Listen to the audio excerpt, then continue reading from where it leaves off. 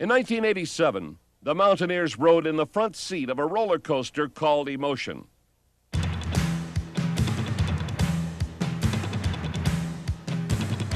It was a thrilling ride powered by triumph and despair. On one hand, there was the delight of a high-powered offense that lay coiled and ready to strike at any time. And on the other, the frustration of 5 losses by a total of only 15 points. Don Nehlen, only 1 victory shy of becoming West Virginia's all-time winningest coach, said this was his most dedicated team in 8 seasons at WVU. He built this squad on the back of a punishing, hard-nosed defense that refused to fold in the face of adversity. And he continued to build on the foundation of tradition that is West Virginia football. It was this sense of tradition, this sense of purpose and pride, that in 1987 triggered a return to glory. The 1987 football highlights are sponsored by Atlantic Financial, with over 30 branches statewide. On a sweltering August day, Nehlen and his Charges took stock of the hand they had been dealt for 1987. Two-a-day practices are a time to exploit your strengths and improve your weaknesses. There were questions to be answered about this 87 team. Could a redshirt freshman make the grade as a starting quarterback? Would the best core of running backs in West Virginia history stay healthy and productive? And could a strong but young defense stop the nationally ranked opponents it would face in the coming weeks? Only one man had the answer. Our football team returned in great shape physically. We asked our squad to lose approximately 10 to 15 pounds per man up front, and all of the guys reported in great shape. However, realistically, I knew that our tough early schedule might make it difficult for us to get off to the kind of start that we would like to.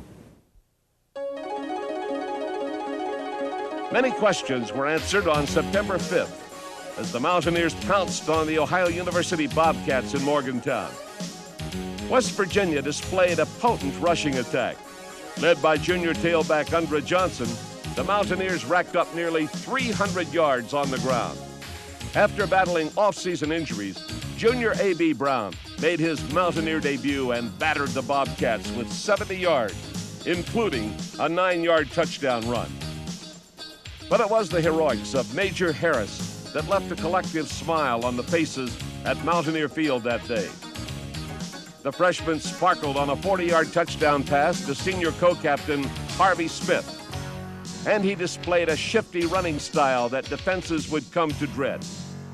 Senior co-captain Brad Hunt led the West Virginia Stoppers with 11 tackles. Veteran defensive back Stacy Smith added 9 hits and a quarterback sack. The next week, West Virginia invaded Columbus, Ohio for a battle with Big Ten power Ohio State. But upset hopes were smashed as WVU turned the ball over 8 times on this dismal rainy afternoon. The Buckeyes built a 17-point first-quarter lead off the Mountaineer miscues, and that hole proved too deep for the old gold and blue to climb out of. But the final score was not indicative of the game as a whole. The standing-room-only crowd left Ohio Stadium with a healthy respect for the West Virginia defense. Week number 3 seemed to have all the makings of an old-fashioned rout as West Virginia jumped on Maryland hot and heavy in Byrd Stadium. Tailback Eugene Napoleon shocked the Maryland crowd before they had even settled into their seats. Undra Johnson, Eugene Napoleon are downfield, and here comes the kickoff to the near side of the field at the 6. Napoleon with the ball over the 10 to 15 to 20 to 25 to 30. He swings into the open. He's headed downfield to 40 to 50. He's going to the Maryland 40. Plocky coming on an angle after he can't get him to 20 to 10 to 5. It is a touchdown. 94 yards for the TD. Eugene Napoleon. Thousands of West Virginia fans were still celebrating when junior linebacker Robert Pickett intercepted the first Maryland pass and sprinted 26 yards for the second WVU touchdown in only 30 seconds. But the next 59.5 minutes wove a tale of horror as the Terrapins clawed back to scratch out a 5-point victory. The sensational running of A.B. Brown, who picked up 168 yards, bolstered a powerful WVU running attack. But the black cloud full of turnovers that found the Mountaineers at Ohio State slipped over the horizon again at Maryland as 6 WVU giveaways made the difference in College Park. I told our squad, gentlemen, there's no chance for us to win unless we get rid of the turnover ratio. Thank goodness they came through. They straightened up their mental attitude. In the last 7 games, we did a good job. September 26th, Morgantown, West Virginia. 65,079 people sandwiched into Mountaineer Field. All bore witness to the act of war that is West Virginia Pitt. This chapter will be remembered as the best defensive battle in the 80-year epic that is called the Backyard Brawl. In the early going, it was the heroic efforts of linebackers Warren, Pickett, and Harry that led the Mountaineer charge. Their mission was to seek and destroy a tank called Ironhead. But it was Pitt who fired the first salvo with a 41-yard first-quarter field goal. West Virginia marched right back. A Harris to Smith bomb recaptured 30 crucial yards of territory. Then Mountaineer ace Charlie Bauman blasted a 28-yard field goal through the uprights to tie the score at 3-all. In the second half, the assault continued as neither side could establish a foothold. The West Virginia defense looked nearly unbreakable as again and again it turned back every Pitt threat.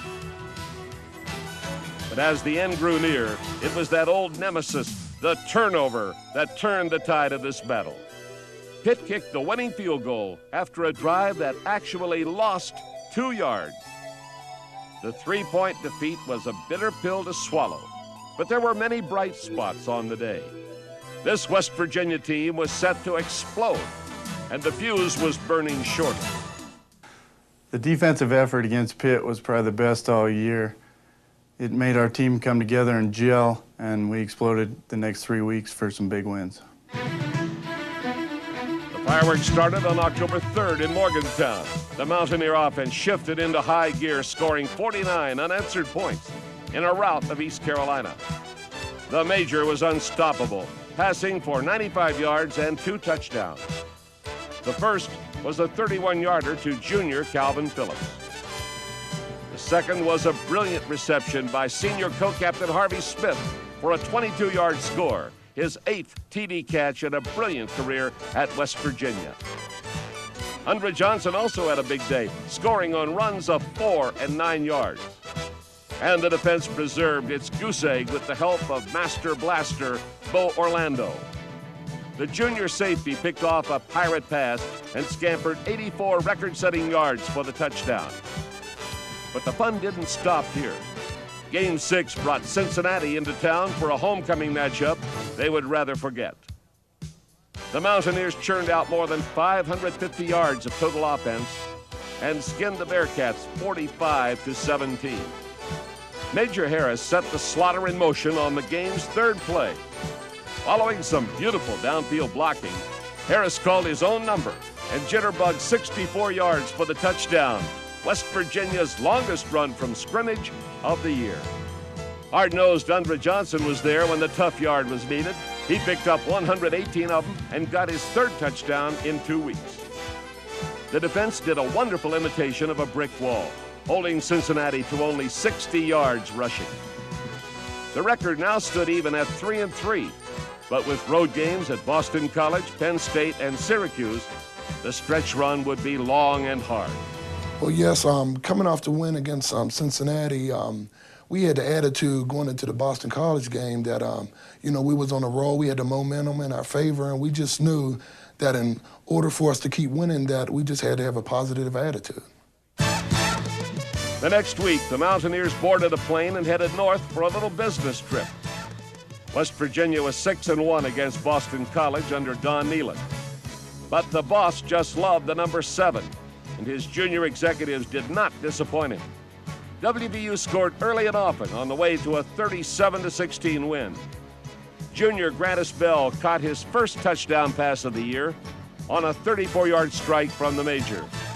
Versatile John Talley ran for 2 touchdowns on his only 2 carries of the day. And Charlie Bauman's stock shot up 100% as he was a perfect 3 for 3. A.B. Brown led a blue-chip backfield that netted almost 300 yards rushing. A bull market West Virginia defense charged through the BC line for 9 sacks. This constant pressure helped account for 2 interceptions by a defense that would be ranked 5th in the nation against the pass. The Boston College takeover bid had been crushed, and the boss had given his stockholders 3 wins in 3 weeks. Our kids knew what they had to do. We called this a business trip. We said we were going to get on a little old bus, go to Pittsburgh, get on a little old airplane, come here, have a good dinner, get up and have some eggs, get up, go play them, beat them, get back on our plane and go home. That was the game plan. West Virginia took the field at Penn State, looking like a hungry young challenger determined to give the aging champ the fight of his life. This game had all the makings of an upset. The defending national champion threw the first punch, but West Virginia fought right back. The key man was A.B. Brown, who would run for 50 yards in the first half. Major took it in for the score, and it was tied at 7-all.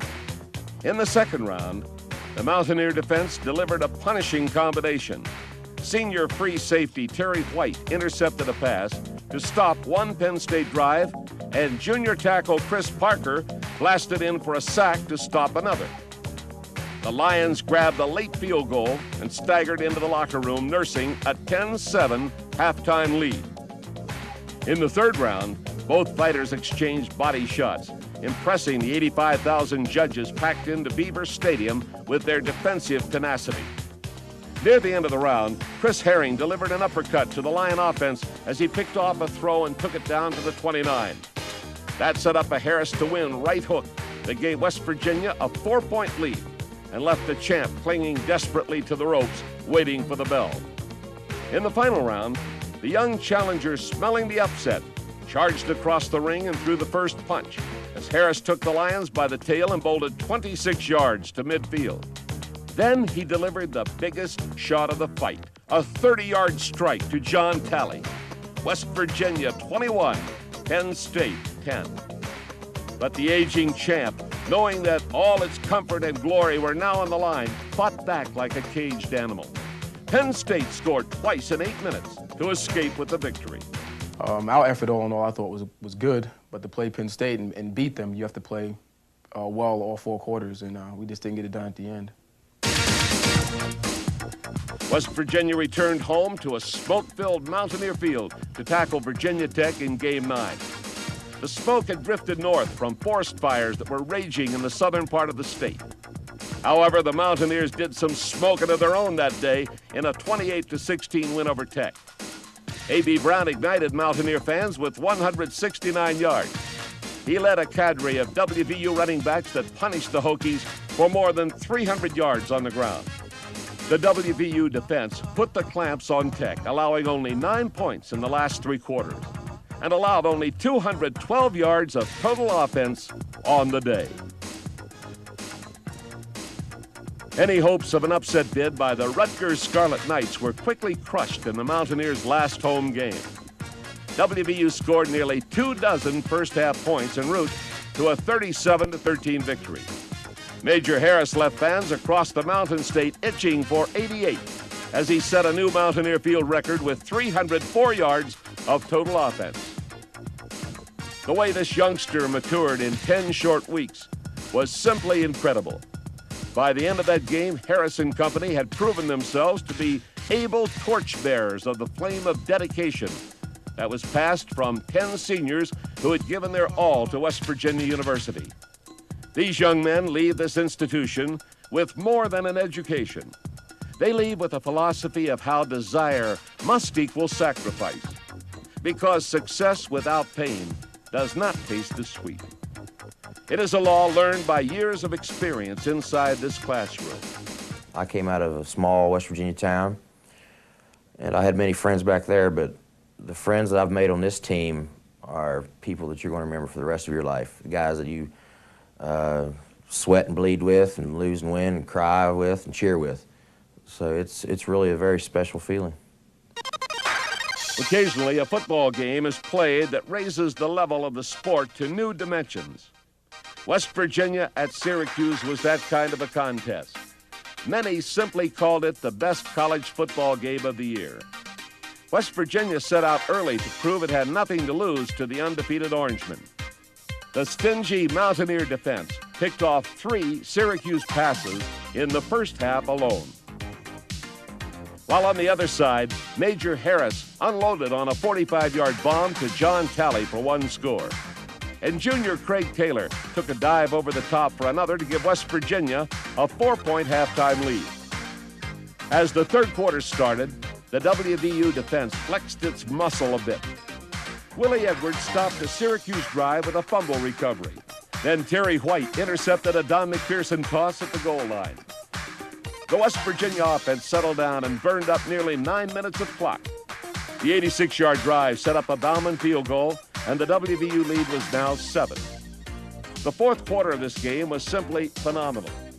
Both teams combined for 36 points in this period, and the stomach-churning finish would be remembered for years to come. Syracuse struck first to tie the score at 17. But West Virginia answered back with a Major Harris score on its first possession. Then Syracuse, who had accepted a Sugar Bowl bid that very afternoon, tied the score 24 with 5.5 minutes left. Andre Johnson, who had 119 second-half yards, powered in from 10 to put the Mountaineers up by a touchdown, and time was running short. But the Orangemen proved their top 5 ranking was no fluke, as All-American Don McPherson fired a TD pass in the closing seconds of the game. The 2-point conversion gave Syracuse a 1-point win. And the nationwide audience tuned in on ESPN was left wondering how a team as exciting as West Virginia had escaped national attention. But to one group, this game was no surprise at all. They knew all about this West Virginia squad. The fireworks in the Carrier Dome had merely confirmed their hunch. The group was the Sun Bowl Selection Committee. And although Don Nehlen didn't know it yet, the Mountaineers would be spending Christmas in El Paso. After the Syracuse loss, when we lost in the last 10 seconds, I probably was as low as I've been for a long time. But it's a funny thing, when that phone rang Sunday morning, it jacked me up. We received a bid to the Sun Bowl to play Oklahoma State, and I felt our prayers had been answered. As soon as the Mountaineers arrived in sunny El Paso, there was no doubt that this would be a week to remember. The tradition of Texas hospitality is legendary, and it was enough to make this West Virginia squad dance with joy.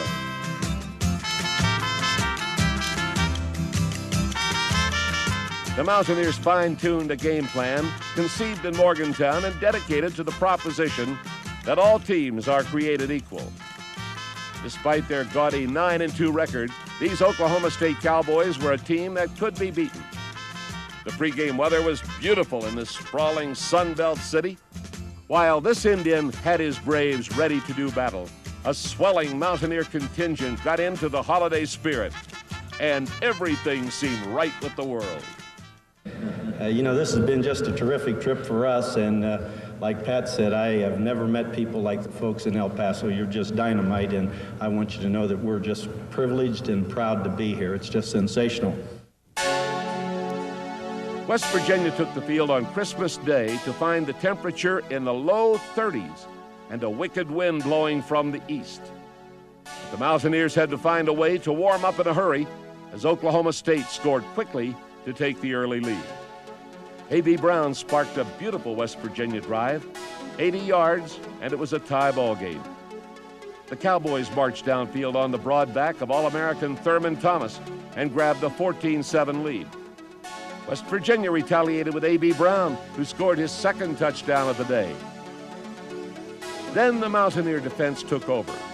Sophomore linebacker Rodney Wilson picked off a pass that set up a Bauman field goal.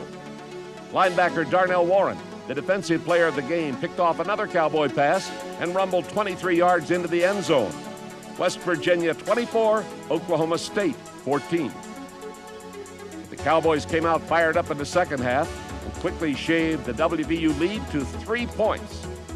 The Mountaineers blasted back in a 59-yard drive highlighted by a Harris to Bell connection. That set up a Bauman boot to give West Virginia a 6-point lead. Oklahoma State answered the challenge with 2 scores. But this West Virginia team refused to quit. Major Harris, who rushed for more than 100 yards that day, marched WVU into scoring position.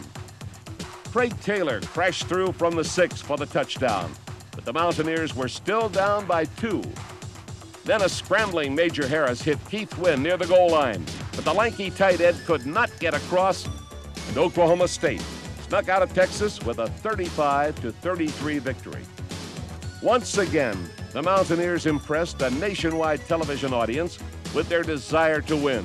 They turned this contest into perhaps the most exciting bowl game of the year. But now the thrilling ride was over.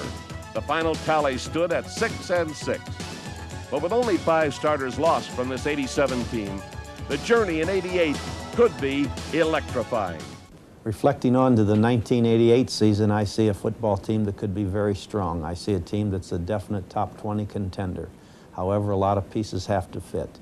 Offensively, our entire offensive line returns. We have the best backfield returning that we've had since I've been here.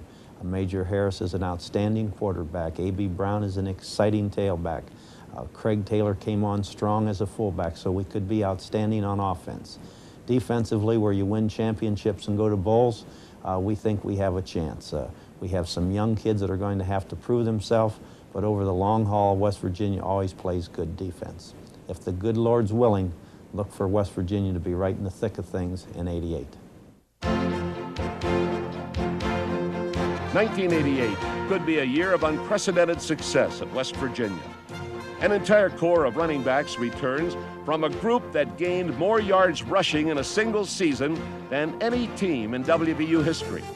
They will run behind an offensive line that will return intact, ready to do war in their battle of the trenches. As always, the defense remains solid. It will be the watchdog of 1988, never letting opponents near the fortune of success that has become West Virginia football. The key to that fortune will be Major Harris. Sporting News called him the best freshman quarterback in the nation. But even more important to him, he was named most valuable player by his teammates for his incredible play in 1987.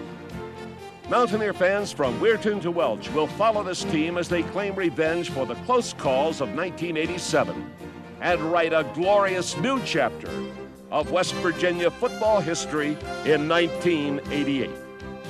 The 1987 football highlights have been sponsored by Atlantic Financial. With over 30 branches statewide, we can make a difference.